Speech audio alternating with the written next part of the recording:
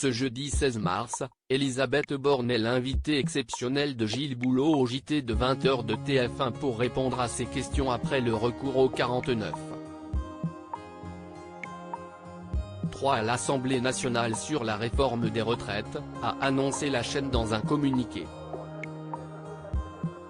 Ce jeudi 16 mars était une journée décisive pour la réforme des retraites. Le texte définitif de la réforme a été adopté en commission mixte paritaire par 7 députés et 7 sénateurs ce mercredi 15 mars.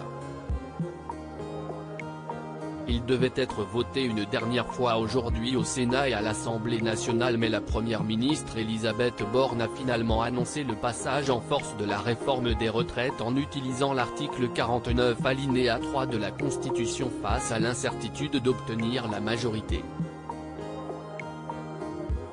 On ne peut pas prendre le risque de voir le compromis bâti par les deux assemblées écarté.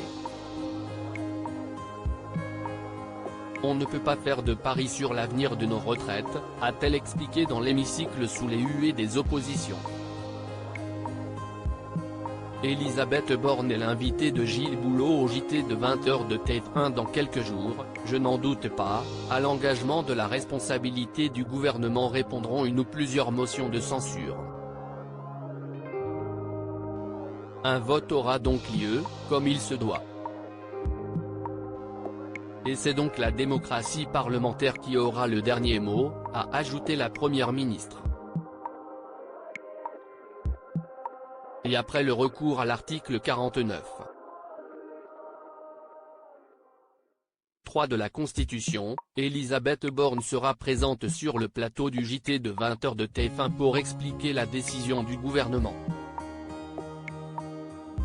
Ce soir, jeudi 16 mars 2023, la première ministre Elisabeth Borne sera l'invitée exceptionnelle du JT de 20h de TF1, en direct sur le plateau du journal, après le recours au 49.3 à l'Assemblée nationale sur la réforme des retraites.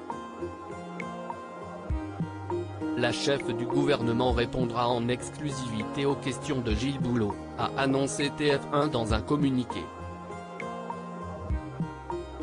On ne peut pas jouer avec l'avenir du pays, a affirmé Emmanuel Macron. Emmanuel Macron a affirmé pendant le Conseil des ministres qui s'est déroulé ce jeudi 16 mars qu'il ne pouvait pas jouer avec l'avenir du pays en justifiant le recours au 49.3, a rapporté un participant à la AFP. Il y aura un vote sur le texte. Il est prévu par nos institutions. C'est la motion de censure. On ne peut pas jouer avec l'avenir du pays, a-t-il affirmé selon BFM TV. En effet, les oppositions ont déjà annoncé plusieurs motions de censure pour pousser le gouvernement à la démission et ainsi empêcher la réforme d'aboutir. À lire aussi excusez-moi, la bourde d'Anne-Sophie Lapix face à Elisabeth Borne qui fait sourire la première ministre.